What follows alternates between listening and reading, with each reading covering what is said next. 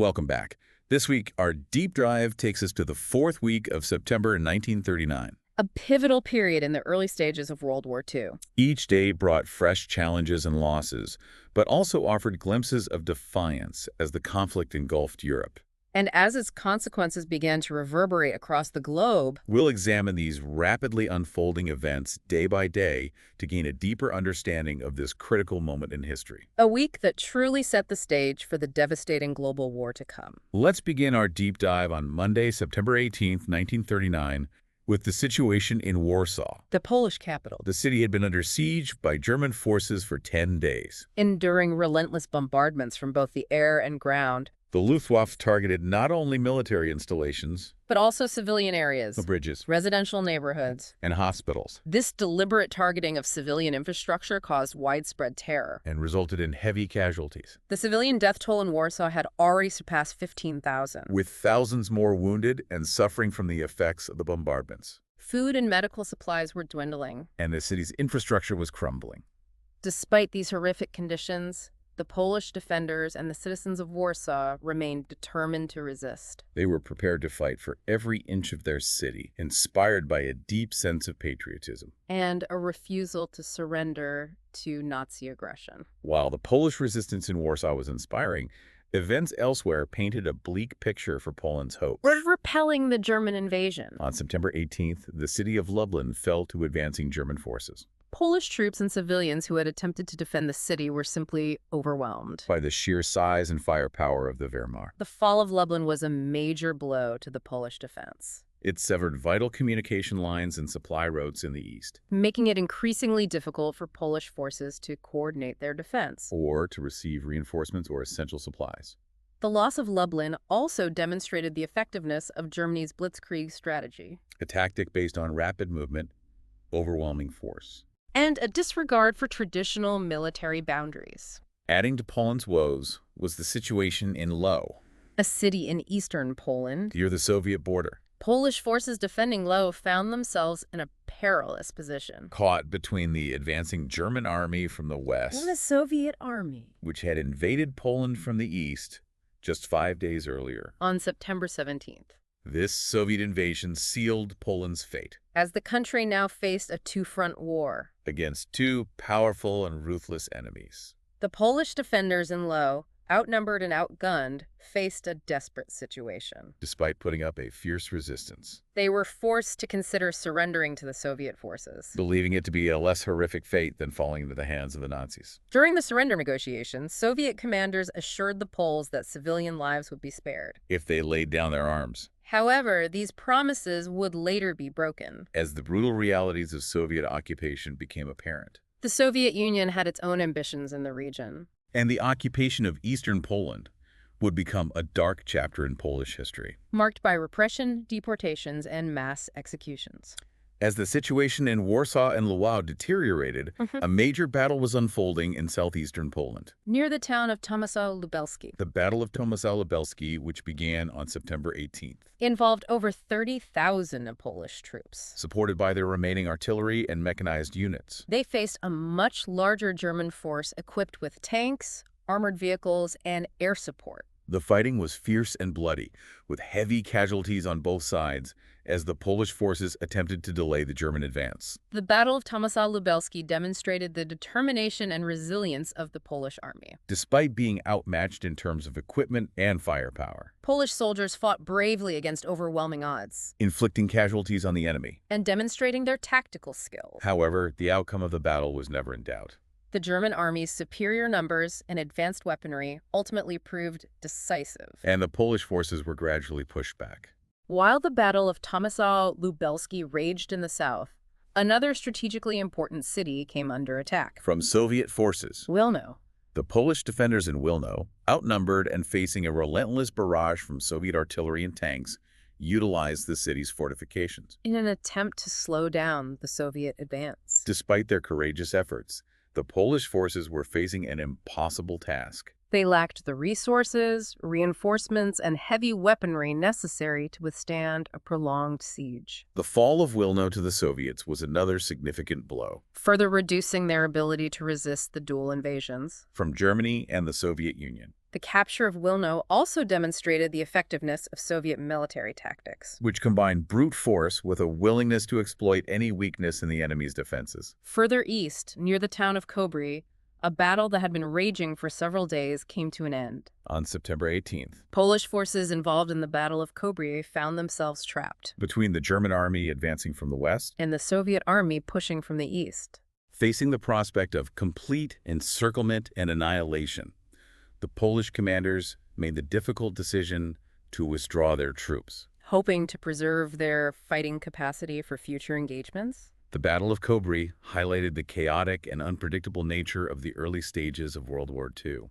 Polish forces, already struggling to cope with the German invasion, now found themselves facing a new threat. From the Soviet Union, An enemy they had previously considered an ally. the simultaneous invasions from both east and west created a strategic nightmare for the Polish military. Forcing them to make difficult choices and to adapt to a rapidly changing battlefield. In the midst of this escalating conflict and the widespread chaos and destruction, A remarkable story of escape unfolded, the Polish submarine ORP Orzeł, which had been interned in Tallinn, Estonia, under pressure from Germany. managed to make a daring breakout under the cover of darkness, The Estonian authorities, attempting to prevent the submarine's escape. had confiscated the crew's navigational charts. However, it's believed that British intelligence sources may have secretly provided the Orzew's crew with replacement charts. Enabling them to navigate the treacherous waters of the Baltic Sea The Orzew's daring escape, and its subsequent 27-day voyage to Scotland evading both German and Soviet naval forces, became a powerful symbol of Polish resistance. and a testament to the courage and ingenuity of the Polish Navy. The escape of the Orzeł also had significant diplomatic repercussions. The Soviet Union, furious over what they perceived as Estonian complicity in the submarine's escape, accused Estonia of violating its neutrality. And threatened to take military action, This incident further heightened tensions in the Baltic region. and underscored the growing assertiveness of the Soviet Union in its dealings with its smaller neighbors. As the military situation in Poland deteriorated, the Polish government, facing the imminent collapse of organized resistance, made the difficult decision to flee the country. The Polish government in exile, which included President Ignacy Mościcki, Foreign Minister Józef Beck, and Commander-in-Chief Edward Ryczmigły, crossed the border into Romania. Where they were interned by the Romanian authorities. This internment, while a blow to Polish morale, allowed for the preservation of the Polish government structure And provided a foundation for the continuation of the Polish struggle. against Nazi occupation. From their exile in Romania, Polish leaders began making plans to reorganize their political and military forces, In France, determined to continue the fight for their nation's liberation. the collapse of Poland and the flight of its government had a profound impact on many individuals. Particularly those who had witnessed the destruction of their homeland and the brutalization of their people. One such individual was the renowned Polish artist and philosopher Stanisław Ignacy Witkiewicz. Better known as Witkiewicz. Witkiewicz, deeply affected by the Soviet invasion of eastern Poland and the disintegration of his beloved homeland, took his own life on September 18th. Unable to bear the weight of despair and the loss of everything he held dear. His death was a tragic loss for Polish culture, And a stark reminder of the human cost of war. a cost that extends far beyond the battlefields and touches the lives of individuals in profound and lasting ways. While Poland grappled with invasion and occupation, the British Admiralty was still reeling from the recent sinking of the aircraft carrier HMS Courageous by a German U-boat.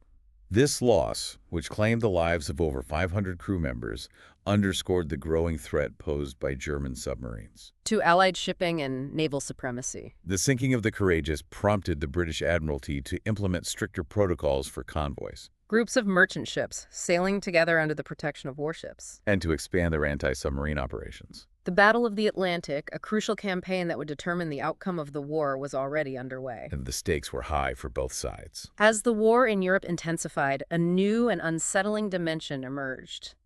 The propaganda war. William Joyce, a British fascist and Nazi sympathizer, Began broadcasting English-language propaganda from Germany, aiming to demoralize the British public. and sow seeds of doubt about the Allied war effort. His broadcasts, delivered in a distinctive, almost mocking tone, Quickly earned him the nickname Lord Ha-Ha. among British listeners. Lord Ha-Ha's broadcasts, while often filled with distortions and outright falsehoods, represented an early and effective example of the power of propaganda in shaping public opinion. and undermining morale during wartime. The propaganda war would become a central feature of World War II as both sides sought to influence public opinion. And to demonize their enemies. While these events unfolded across Europe, the Soviet Union moved swiftly to consolidate its control over eastern Poland. The territory it had occupied under the terms of the Molotov-Ribbentrop Pact. Soviet troops captured key cities and towns, encountering varying levels of resistance from Polish forces and civilians. The NKVD, the Soviet secret police, infamous for its brutality and ruthlessness, began a campaign of arrests, deportations, and executions. Targeting anyone deemed a potential threat to Soviet authority. In Wilno, which had fallen to the Soviets just days earlier, a provisional administration was established, And the NKVD initiated purges and deportations. targeting Polish military officers, Government officials, intellectuals. and anyone suspected of harboring anti-Soviet sentiments, These actions marked the beginning of a dark period for the people of eastern Poland. who would endure years of Soviet repression and terror. The division of Poland, agreed upon in the secret protocols of the Molotov-Ribbentrop Pact. Was now a grim reality.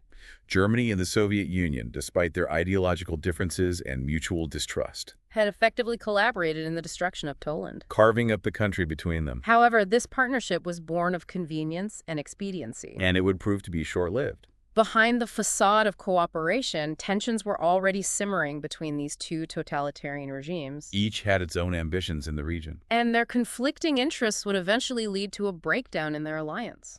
And a new chapter in the global conflict. Moving on to Tuesday, September 19th, 1939, the situation in Warsaw continued to deteriorate. As German forces tightened their grip on the besieged city, The pressure on the defenders was relentless, with bombardments increasing in intensity. and German troops pushing closer to the city center. Polish resistance, while still determined, was facing overwhelming odds. Food, water, and medical supplies were running dangerously low. And the city's infrastructure was crumbling under the constant barrage of artillery and air attacks. The civilian population, trapped within the besieged city, endured unimaginable hardship. Facing constant danger and the prospect of starvation or death from enemy fire. In Wilno, after 2 days of intense fighting, the city finally fell under complete Soviet control. Although sporadic and fragmented, the Polish resistance had fought valiantly. But ultimately, they lacked the resources and manpower to withstand the Soviet onslaught. The Red Army, with its superior numbers and weaponry, quickly moved in to establish its authority. And the Soviet occupation of Wilno began in earnest. In Wall, the situation took a dramatic turn for the worse. When the Red Army joined the Wehrmacht in besieging the city, Polish defenders, already facing a German attack from the west, now found themselves caught in a pincer movement. facing attacks from both east and west, The Polish garrison in Lwów, commanded by General Władysław Langner, prepared for a desperate last stand, determined to fight to the bitter end. despite the overwhelming odds stacked against them. The encirclement of Wall by both German and Soviet forces demonstrated the effectiveness of the coordinated assault on Poland. The two totalitarian powers, despite their ideological differences, And their eventual rivalry, had effectively cooperated in the destruction of Poland. crushing its military forces and extinguishing its hopes of maintaining its independence.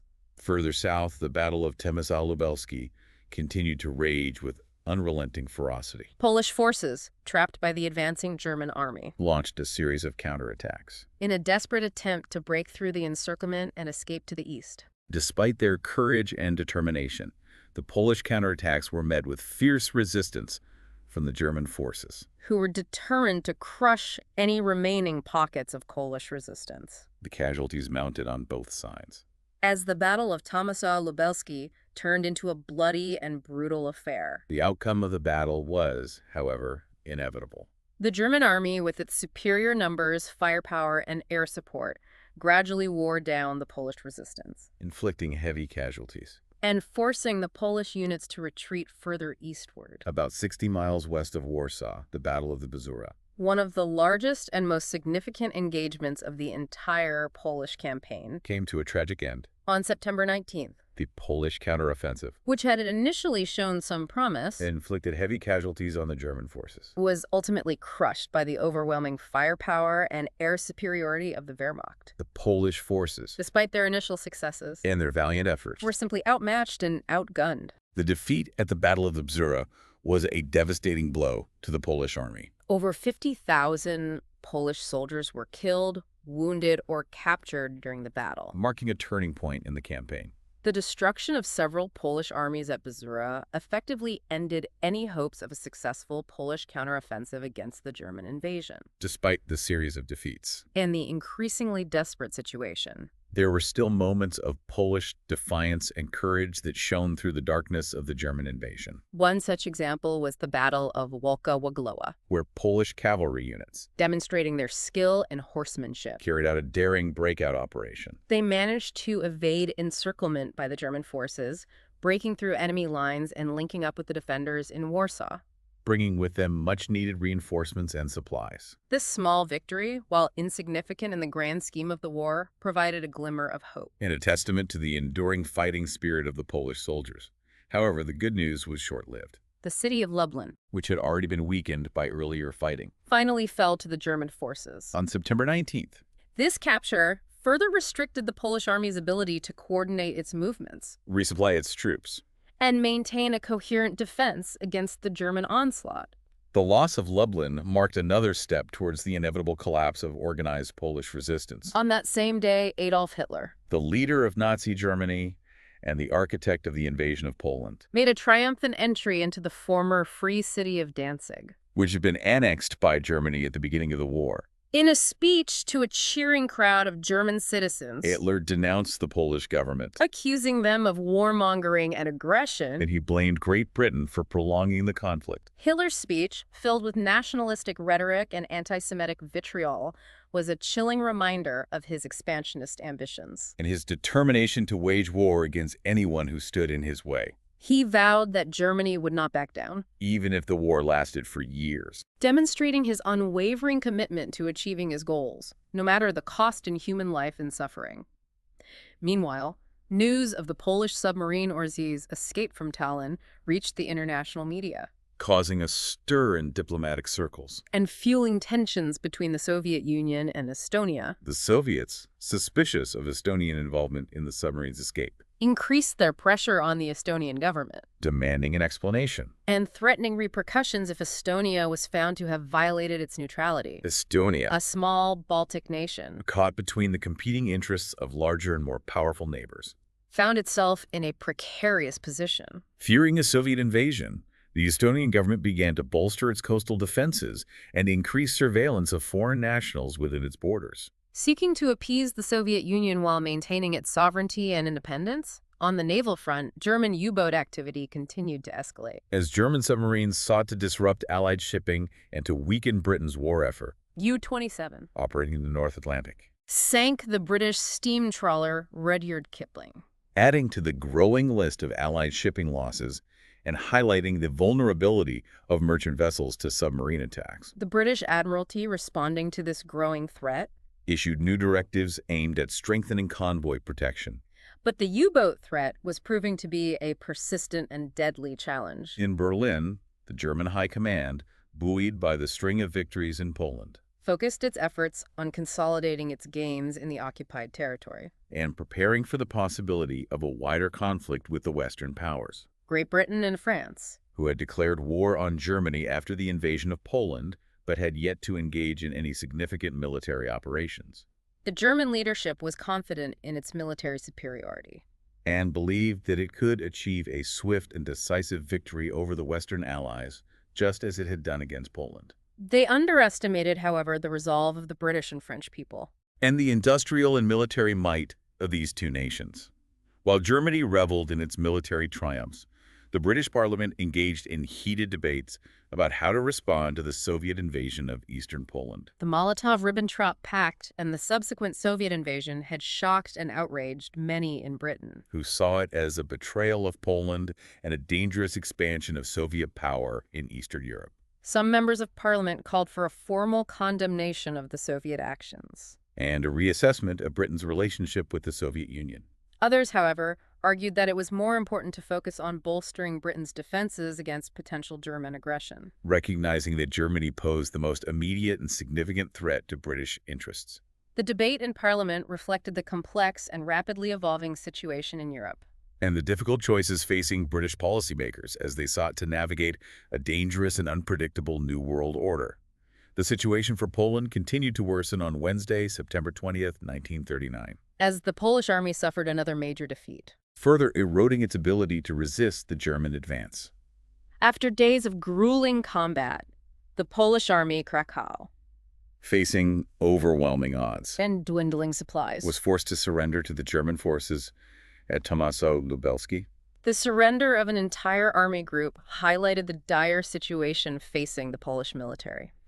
Coordinated resistance was becoming increasingly difficult as communication lines were cut, Supplies dwindled and Polish units became isolated and surrounded. by the relentless German advance, The Polish army despite its valiant efforts, and its soldiers' courage. was simply outmatched in terms of equipment, training, and logistical support. In Warsaw, the siege entered its 12th day. And the German forces showed no signs of letting up. The bombardments continued relentlessly, turning the city into a smoldering ruin. And inflicting heavy casualties on both the defenders and the civilian population. Despite the horrific condition The lack of food and water. and the constant threat of death or injury, The Poles remained determined to hold out, their resilience was remarkable. fueled by a deep sense of patriotism. And a refusal to surrender their capital to the Nazi invaders. They fought street by street, Building by building, holding on to every inch of their city with a tenacity that surprised and impressed even their enemies.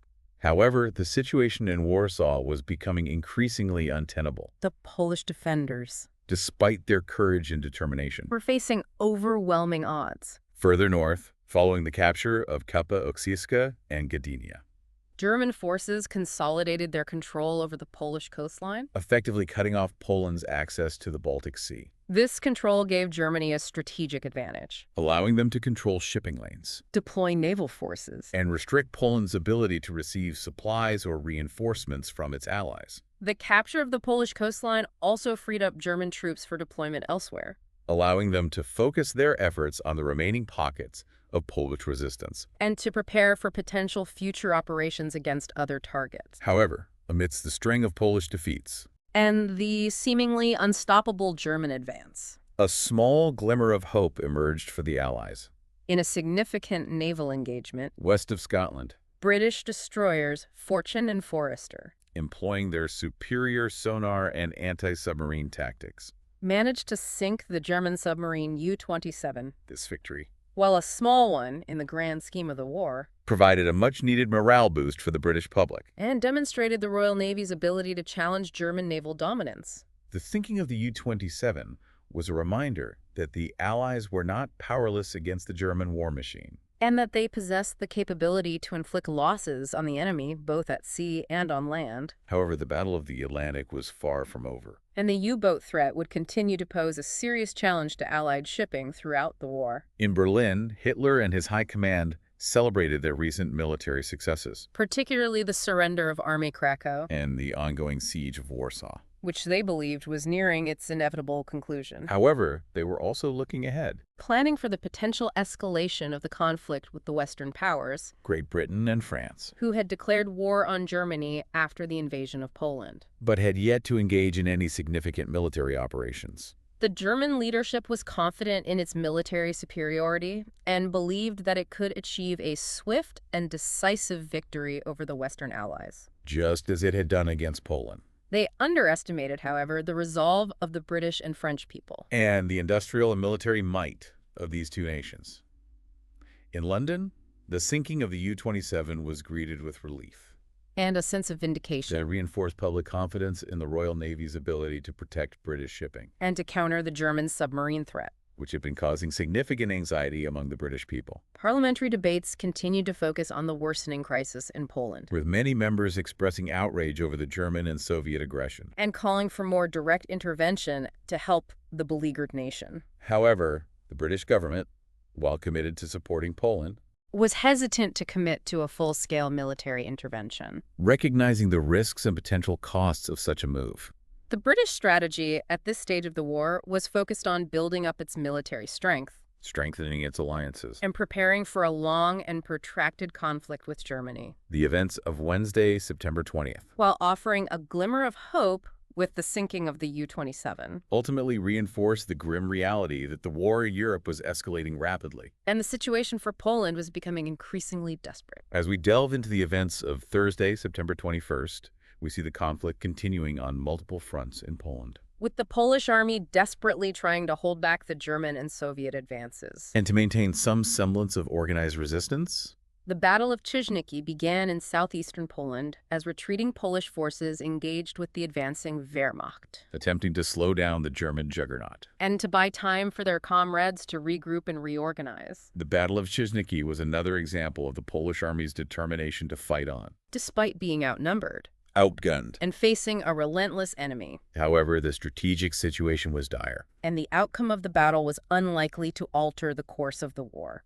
And in the east, the city of Grodno came under attack by the Soviet forces. who were determined to secure their control over eastern Poland. And to eliminate any remaining Polish resistance. The Polish defenders, aided by civilians who took up arms to defend their city, Put up a valiant fight, using whatever means they could to repel the Soviet tanks and infantry. they employed Molotov cocktails, improvised incendiary devices, To attack Soviet tanks. and they utilized their knowledge of the city's streets and buildings to ambush Soviet patrols and to disrupt their advance. However, the Polish resistance in Grodno, while heroic, Was ultimately doomed to fail. the Soviet forces, with their superior numbers, firepower, and logistical support, Gradually wore down the Polish defenders, and the city of Grodno fell under Soviet control. marking another step towards the complete partition and occupation of Poland. The siege of Warsaw, now in its 12th day, Continued with unrelenting ferocity, as German artillery and air raids pounded the city relentlessly. turning it into a smoldering wasteland, The destruction was widespread, with entire city blocks reduced to rubble, and civilian casualties were mounting, with each passing day. despite the horrific conditions The lack of food, water, and medical supplies. and the constant threat of death or injury. The defenders of Warsaw refused to surrender, They were inspired by their leaders fueled by a fierce sense of patriotism. and determined to fight to the bitter end, They fought street by street, building by building. holding on to every inch of their city with a tenacity that surprised and impressed even their enemies. However, the situation in Warsaw was becoming increasingly untenable. The Polish defenders, despite their courage and determination, were facing overwhelming odds. Meanwhile, far from the battlefields of Poland, Political tensions were reaching a boiling point in Romania. a country caught between the competing interests of Nazi Germany and the Soviet Union, Prime Minister Armand Călinescu a staunch anti-fascist and a supporter of the Allied cause, was assassinated by members of the Iron Guard a fascist and ultranationalist organization, that had been gaining influence in Romania. and receiving support from Nazi Germany. The assassination of Călinescu plunged Romania into a period of turmoil As the government grappled with internal divisions and external pressure. from both Germany and the Soviet Union. The assassination was a reminder of the fragility of the political situation in Romania, And the growing influence of extremist ideologies in Europe. fueled by the rise of Nazi Germany and the spread of fascism. The Romanian government responded swiftly and ruthlessly, To the assassination of Călinescu imposing martial law. and executing the Iron Guard conspirators, However, the assassination had a chilling effect on the Romanian political landscape. creating an atmosphere of fear and uncertainty. The Iron Guard, despite the government's crackdown, Continued to operate underground plotting to seize power. and to align Romania more closely with Nazi Germany. In Germany, Reinhard Heydrich, one of the most powerful and ruthless figures in the Nazi regime, Issued a chilling directive, to his security officials, outlining his plans for the treatment of Jews and Romani people in occupied Poland, he ordered the deportation of these groups, from Germany to occupied Poland, where they would be concentrated in ghettos. and subjected to harsh treatment and exploitation. This order, carried out with ruthless efficiency by the SS and other Nazi security organizations, Marked one of the first major steps toward the systematic persecution of Jews and Romani people. in Nazi-occupied Europe. Heydrich's directive was a harbinger of the horrors that were to come. A foreshadowing of the Holocaust. The systematic genocide of European Jews. That would become one of the most horrific crimes in human history. The deportation of Jews and Romani people to Poland was a key step in the Nazi plan to create a Jew-free Europe. A plan that would ultimately lead to the deaths of millions of innocent people. And in a small but significant victory for the British Navy. The German submarine U-27 which had been responsible for the sinking of several Allied ships, was sunk by British destroyers in the Atlantic. This sinking, achieved through improved anti-submarine tactics and the use of sonar, provided a welcome sign that the Allies were beginning to gain the upper hand in the battle against the U-boat threat. However, the struggle for control of the Atlantic was far from over. And the German U-boat fleet would continue to pose a serious threat to Allied shipping throughout the war. The Battle of the Atlantic was a long and brutal campaign, marked by technological innovation, tactical ingenuity, and enormous losses on both sides. Across the Atlantic, President Franklin D. Roosevelt addressed the U.S. Congress, calling for amendments to the Neutrality Acts, which he argued were hindering the ability of the United States to support nations resisting aggression.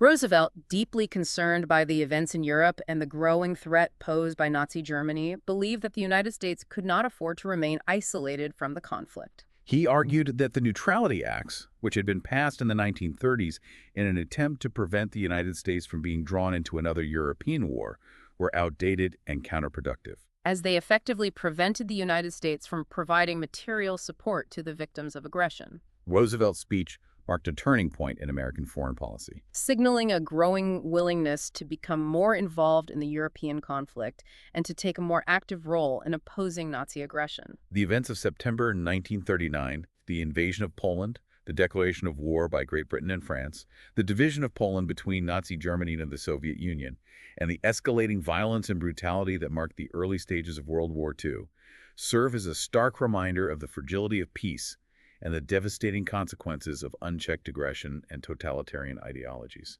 The lessons of this tumultuous period in history remain relevant today, as we face new challenges to global security and stability, reminding us of the importance of international cooperation, diplomacy, and a shared commitment to upholding human rights and the rule of law.